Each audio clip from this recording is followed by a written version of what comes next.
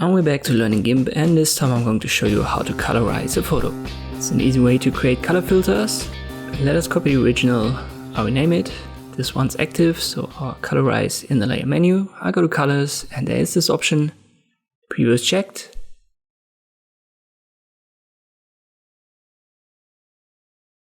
And you've got multiple options to adjust the hue, for example the slider up here. You can also click on the color swatch right here and use, for example, the color wheel. You can always see the effect applied in real time, which is the beauty of this menu. So if you want to create color filters, I would suggest that you use primarily this option. Last option that you've got to change the hue is to use this color picker. So let me uncheck the preview and I'll pick a bluish area. Let me use this orange area.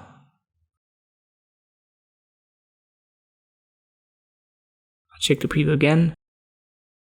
And you can see how this is applied. Saturation and lightness can also be adjusted, so it's an HSL adjustment in total, and then it blends it with the original. Something like this is fine for this photo.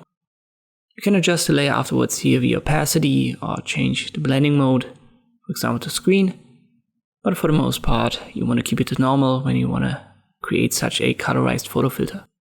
And this is how you can colorize a photo in Gimp. I hope this video was helpful. Thank you for watching and I'll see you next time.